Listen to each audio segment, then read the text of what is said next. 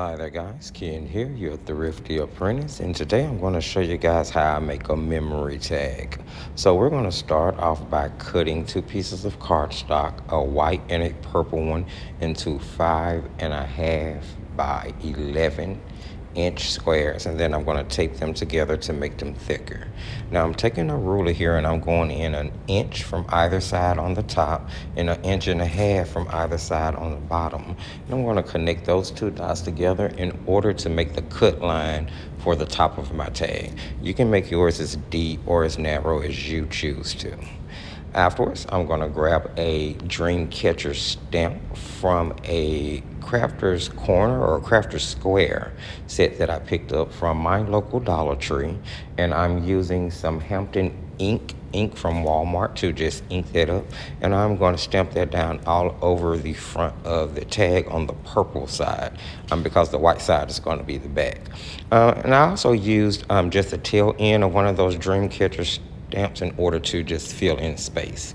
So now we're going to move on to some faux gel printing. Yeah, faux gel printing, that's right. I picked this technique up from Lindsay, the Frugal Crafter, and you'll see here I am just using some really economical watercolor crayons, and I'm coloring those onto an acrylic block. You can use a block of any size and any shape, and I have a piece of 5x7 Bristol board that I've cut, and I'm just spritzing that acrylic block with water, and then I'm going to stamp it down. You can use any color combination that you choose to, that you want, and we'll do a video going a little bit more into detail for this method in the upcoming future. As you can see, this adds color and texture to the Bristol board panel that we're stamping. Now do pay attention to the embossing folder that you see sitting to the side of the screen, because we will be using that in just a second. So I decided to add a little bit of sparkle. Now you can use metallic watercolors, pearlescent watercolors. I have pearlescents here, and I'm just splattering some purple and yellow and green into the back, and I let that dry completely, and then I emboss that panel with the plaid embossing folders that I pointed out to you guys earlier. Once it dried and I embossed it, then I took a purple and green ink pad and just hit those raised areas from that embossing to add more color and dimension to the panel. Here you'll see I'm just rounding those corners off because I like, that's sort of like my style, you know. All of my cards and all of the corners are round. I just think it makes it look a little bit more professional and you know, just a little bit different from a common card. Now I'm going to take that same Hampton ink, black ink, that I stamped that dream catcher in, and I'm going to use that to hit the sides of this panel that we just faux printed and stamped and embossed. Well, faux printed and embossed, that is, anyway. All right, let's move on to the focal image here, guys. So you saw there, that was a swatch sheet. That swatch sheet was for some very economical art markers that I picked up from my local Five Below store as part of a cheap art challenge that the channel was doing. Of course, at the time that this video premieres, that challenge will be over with, but those are the markers that I was using, and they were like $5. This particular marker came from a pack of 12, if I'm not mistaken, for $5. It was their dual tip markers. And then I also picked up some illustration markers. Now, there were not a lot of colors that I could really choose from as far as blending was concerned with that 12 pack. Really a lot of vibrant primaries, so I did augment those with some cool grays that I pulled from my New Touch marker set in order to try to add some shadowing in. Now, what I experienced was that the purple, or the ultramarine is what it was called, from that Five Below set was so saturated that when I used the grays to try to deepen the shadow, it actually bleached or erased a lot of the pigment out of that. Now, don't get me wrong, it gave it contrast, and it did seem to add some depth and shadow to it, but it wasn't what I was expecting. But of course, you know, the way we feel, we don't really make mistakes in art, we make happy accidents. So I just decided to go with it, and I used that in order to hit all of the areas that I would normally do when I was shadowing one of the petals of my flowers. Now, this is a daffodil, and daffodil is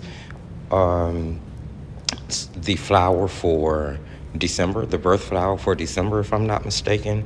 And since I was doing a remembrance tag for my brother whose birthday was in December, just a couple of days ago before this video was shot, I did decide to do this flower. The color choice was because his favorite colors were green and purple, so I decided to do it purple instead of yellow. So that's sort of the story behind why you see the color scheme going on that you do.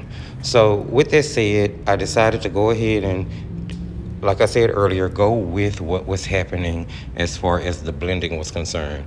And there you'll just see me, it'll look like I'm explaining because I originally shot this entire video as a fully narrated video, but oh my God, that footage turned out to be so long. I just didn't want you guys to have to sit through that, so I decided to, you know, speed the video up and cut it down. That way you would still be able to see everything that I did in order to create this tag, but you wouldn't have to sit through like hours of video. Give you a chance to go watch another content creator, right? So I'm going to just go around this entire flower here. I'm going to do each petal individually, one at a time, making sure that I blend properly and that I get it colored the way that I want to. Now, at some point, this is going to switch over, and you will get to see the entire flower colored and the way that the alcohol from the cool gray markers caused the color and that ultramarine marker to really just kind of fade out and bleach out, almost as if though it was erasing the pigment.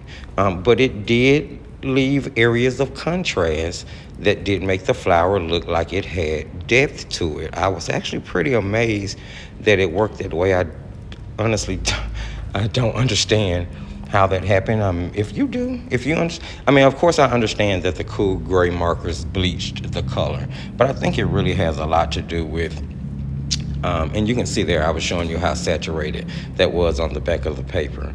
Now here you see the entire flower has been colored, and it does have some really nice contrast. I was actually happy with the way that it turned out, although I didn't really intend for that particular color scheme to work out the way that it did. So I moved on to adding in some colored pencils. Here I'm using Prismacolor, if I'm not mistaken.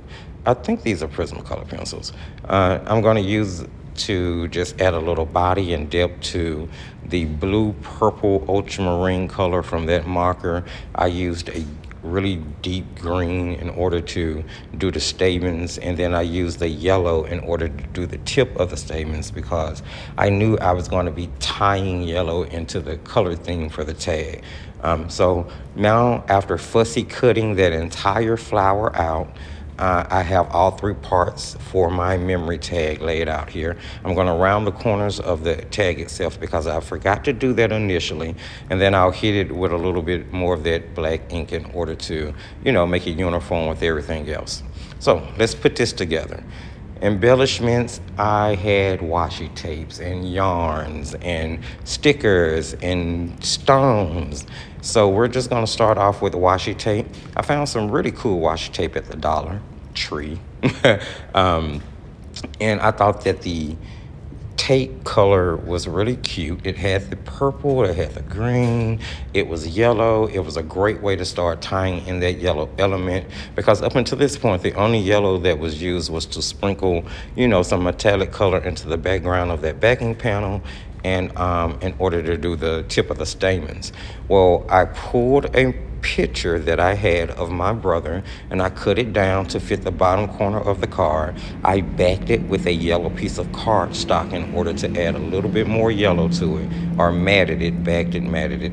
And then I took some yarn that I had in my backup stash, and I braided it together with the colors of purple, green, and yellow. Again, keeping the same color scheme. I'm just gonna put some adhesive on the back of that tag, and I'm wrapping it around the top and the bottom portions, right around the washi tape, after I attached the backing panel. And just use some strong adhesive. You can use glue. I was using tape. I like using tape. It tends to hold pretty well for me. So after I had all of that down and done, I needed to round the corners of the picture because I always work with everything round, as I told you guys. Then I'm gonna hit it with a little bit of ink. Now at this point, I'm pulling out foam squares, and that's what I'm gonna use in order to attach both the focal flower and the focal image, because I wanted to give them a little bit of dimension, kind of raise them up from the backing of the card, little 3D effect. So I fussed around with pulling that paper off the back of all of those, and then I attached the flower in the top left corner and the picture in the bottom right corner. Now I'm going to stone it. I'm using some clear sort of oblong stones here, and although they were stickers, I still hit them with a little adhesive before putting them down. Now here I'm using some stickers that I do believe came from AliExpress. Now they were gifted to the studio by a wonderful viewer. I love my viewers. They are really nice to me, and they really like to see me create, so they send things to help, and I really appreciate that, guys.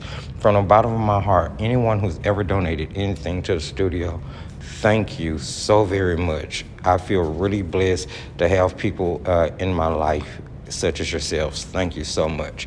So I kind of figured around and figured out where I wanted to put some of those stickers that I had pulled in order to, kind of fill in the tag itself.